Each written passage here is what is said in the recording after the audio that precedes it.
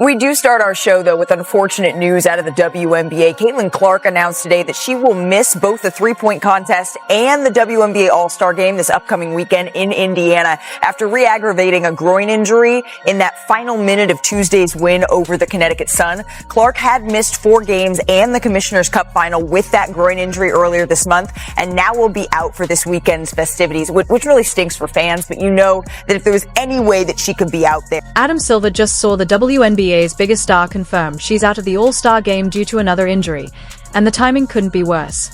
With collective bargaining agreement, CBA, talks breaking down and a potential lockout on the horizon, Caitlin Clark missing the league's marquee weekend has NBA leadership deeply worried.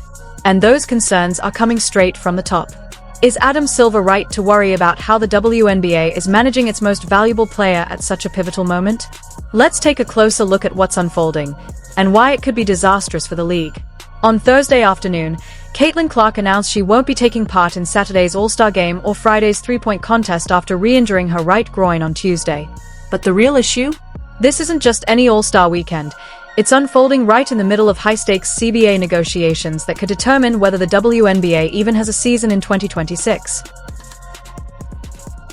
I'll leave the specific question about the foul to my colleague, Commissioner Engelbert. I mean, I other than as a fan, obviously, you know, it's nothing new in basketball that there's sort of welcome to the league moments, especially for heralded rookies. But of course, I want to see Caitlin treated fairly. Adam Silver has made it clear before, saying, "Of course, I want to see Caitlin treated fairly and appropriately in the league."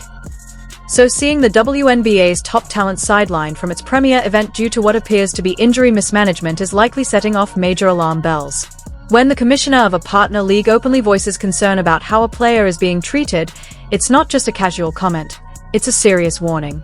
Out there, she would be. Shortly before the show, Clark released this statement through the Fever's social media account saying that she's so excited for Indiana to host WNBA All-Star this weekend, and that she says she knows that this is going to be the best All-Star yet. But she does go on to say how incredibly sad and, quote, disappointed she will not be able to participate, adding, quote, "I have to rest my body. I'll still be at Gainbridge Fieldhouse for all of the action. I'm looking forward to helping Sandy coach our team." The timing of Caitlin Clark's injury announcement couldn't be worse for the WNBA, and it's time to hold those in charge accountable for this mess.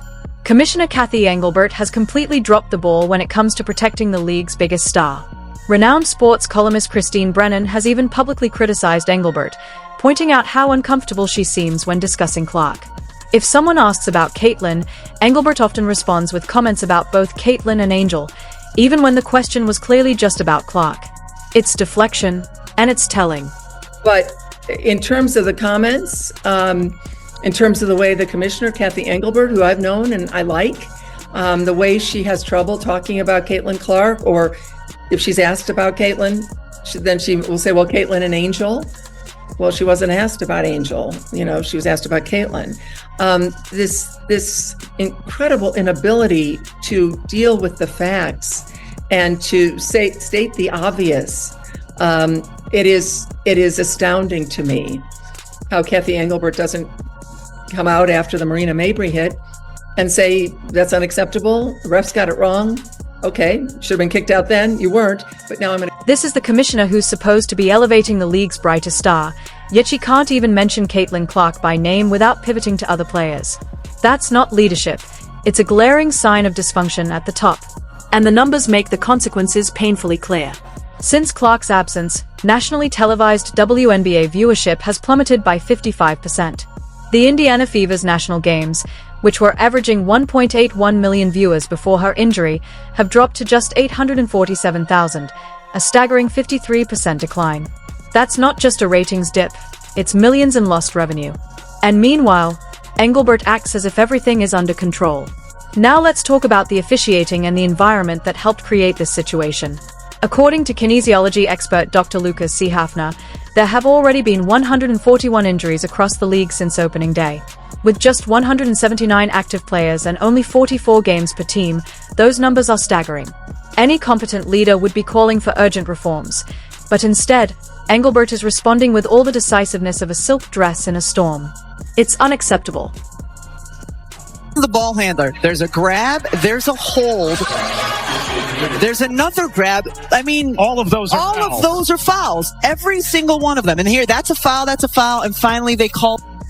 The officiating in the WNBA has reached such a low point that even league legends are speaking out. During a live broadcast, Rebecca Lobo didn't hold back, calling out the officials as Caitlin Clark was repeatedly fouled with no whistles. There's a grab. There's a hold. There's another grab. I mean, all of those are fouls. Every single one of them. And then here, that's a foul. That's a foul.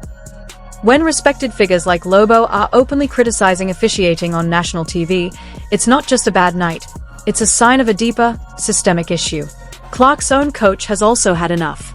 Indiana Fever head coach Stephanie White has been forced to publicly address the poor officiating multiple times, recently stating, "I thought she got fouled. I think it's pretty egregious what's been happening to us the last few games. The disrespect right now for our team has been pretty unbelievable." When coaches start using words like egregious and disrespect, this goes far beyond post-game frustration.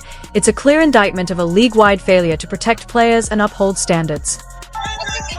Who is played 9 years in Indiana and now on the staff. And that's a live shot now of Caitlin Clark. Perhaps the most scathing criticism of the WNBA's officiating came after the game against the Connecticut Sun, where Caitlin Clark was repeatedly targeted. Coach Stephanie White didn't hold back, saying, "Everybody's getting better except the officials," in a multi-minute post-game rant. She blasted Tuesday's referees for completely losing control of the game and took aim at the league and its officiating as a whole for showing no signs of progress. It wasn't just frustration, it was a clear condemnation of a system that continues to fail its players. Ever been. The game is fast now. Things are happening quickly. Everybody's getting better, except the officials. So we gotta find a way to remedy it. I mean, you've heard every coach talk about it, so I don't know what the answer is. She went on to say, "Every year at our league meetings in the fall and spring, we repeat the same concerns over and over, and still, nothing changes." It's a damning statement that highlights just how long-standing and ignored these issues have been, pointing to a deep-rooted failure in league accountability. That you guys as an organization are doing, I mean, you're speaking out at this point, but anything more that you are doing or you hope to do to engage in the league and addressing these issues with the officiating that you've been very vocal with? Yeah, I mean, I think every year when we have our league meetings in the fall and in the spring, we say the same thing over and over and over. And nothing has changed. Caitlin Clark's injury announcement couldn't have come at a worse time for the WNBA, and it's time to hold leadership accountable for what's become a preventable disaster. Commissioner Cathy Engelbert has completely failed to safeguard the league's most valuable player. Even veteran sports journalist Christine Brennan has criticized her, pointing out Engelbert's strange discomfort when talking about Clark. Instead of answering questions directly, she deflects by mentioning Angel Reese unprompted. That's not promotion, that's avoidance. And it's not leadership. It's a glaring example of executive incompetence. The numbers lay it all bare. WNBA viewership on national broadcasts has plunged 55% since Clark went out with injury. Indiana Fever games dropped from averaging 1.81 million viewers to just 847,000, a massive 53% crash. That's not just a loss of interest, it's a loss of millions in revenue. And while this is happening, Engelbert behaves as if there's no problem. The officiating leading to this situation has been horrendous. Dr. Lucas C. Hafner, a kinesiology expert, revealed that there have already been 141 injuries this season, with only 179 active players in the league and just 44 games per team. That's catastrophic math. Any serious leader would be demanding immediate change, but Engelbert responds with all the urgency of a silk dress in a windstorm. The quality of officiating is so poor that WNBA legend Rebecca Lobo called it out on air, pointing to blatant fouls on Clark that went uncalled. When icons of the sport are calling out refs during live broadcasts, we're not just talking about poor officiating, we're looking at a structural failure. Clark's coach, Stephanie White, has been repeatedly vocal about the issue. After a game against the Connecticut Sun, where Clark was repeatedly targeted, White said, "Everybody's improving except the officials," during a scathing post-game rant. She condemned the league and its officials for showing no improvement despite years of complaints. In her own words, "We say the same thing at league meetings year after year, and nothing changes." That's a coach publicly stating that league leadership has ignored officiating issues for years. Under Engelbert's watch, refereeing has declined even as the league's popularity and stakes have skyrocketed. The incident that led to Clark's current injury says it all. Marina Mabrey shoved Clark to the ground after a dead ball. It was initially ruled just a technical foul, only upgraded to a flagrant 2 after public outrage. The referees failed to act in real time and only corrected their mistake after being embarrassed. Even Clark's brother Colin Clark took to social media, posting, "Make no mistake, this is on the referees, holding them responsible for the injury." When a player's family is publicly criticizing officiating, it's no longer just frustration. It's concern for her safety in a system that's failed her. Engelbert's response to officiating issues? Utterly tone-deaf. She said, "It's interesting. From where I sit, no winning team complains about officiating and no losing team doesn't." That's not leadership. That's arrogance. She's completely missing the point. Let's talk impact. Clark has been the driving force behind the league's growth. In 2024, 23 WNBA games crossed 1 million viewers, and Clark was in 20 of them. The first game on the list without the fever? Number 15. She is the reason people are tuning in. And Engelbert can't even protect her. The financial consequences are massive. ESPN saw a 170% rise in WNBA viewership, jumping from 454,000 to over 1.2 million average viewers. ION saw a 133% increase year-over-year. All of that is tied to Clark's presence. Engelbert's inability to keep her safe is risking hundreds of millions in future revenue. The chaos on the court is getting worse. Tuesday's game between the Fever and Sun ended with 5 technicals, 3 ejections, 2 flagrant fouls, and a game totally out of control. This isn't a one-time breakdown. This is the result of a league that allows untrained, unsalaried referees to manage professional games with no clear standards. And the betting market proves Clark's impact. Wagering on Fever games dropped nearly 50% within a week of her injury. When one player's absence causes that level of disruption, it shows just how much the league relies on her. NBA Commissioner Adam Silver isn't just commenting for PR. He's clearly worried about how Clark's being treated. He's said the attention around her is good for the sport, but he's also subtly warning the WNBA. Fix this, or risk everything. That's not a suggestion. That's a warning from the NBA itself. And this officiating problem isn't just about Clark. Kelsey Plum went off in a profanity-laced rant, saying she gets fouled constantly and nothing gets called. Stars across the league are voicing the same frustrations. The officiating is inconsistent. What's a foul in the first quarter isn't a foul in the fourth. That's not professional basketball. That's chaos pretending to be competition. The All-Star game in Indianapolis was meant to be a celebration. Clark's face is everywhere, from the airport to hotel banners, and yet, she won't be playing.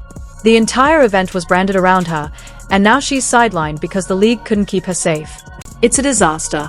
The timing couldn't be worse, with CBA negotiations heating up. The current agreement expires October 31st, 2025, and a work stoppage is a real possibility. Players want more investment and a fair share of the revenue. But how can they even talk about sharing profits when the star driving that revenue is sitting out with preventable injuries? Historically, this is even more damning. Clark never missed a single game in college or early in her rookie year. But under WNBA oversight, she's missed multiple stretches, including 5 games for a quad injury in May and 5 more for a groin injury in July. This is someone who was an Iron Woman, and suddenly she can't stay healthy.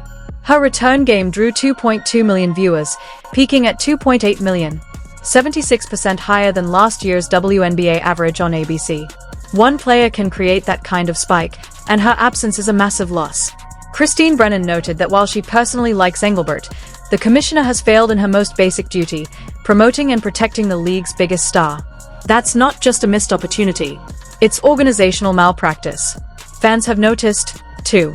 Online petitions are circulating, demanding better officiating and accountability, pointing out how Indiana Fever games have been marred by reckless play and missed calls.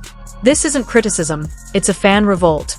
Analyst Rachel Demeter highlighted the pattern of Clark's injuries migrating, quad to groin to the other groin. That suggests deeper mechanical issues, likely caused by excessive physical punishment. It's not just hurting her, it's damaging the league's future.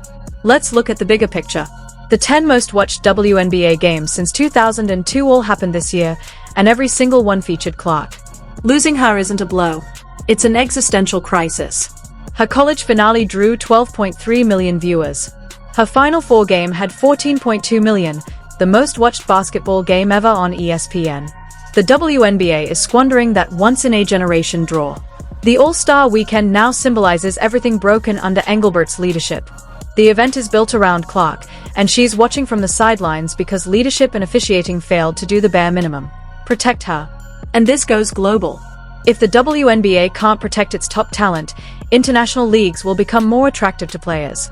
Everything, from ratings and sponsorships to expansion and billion-dollar revenue targets, hinges on Clark's health and availability. And Engelbert has put all of it at risk. The most tragic part? It didn't have to be this way. Better officiating. Real accountability. A commissioner who understands the stakes. Any of that could have changed this outcome.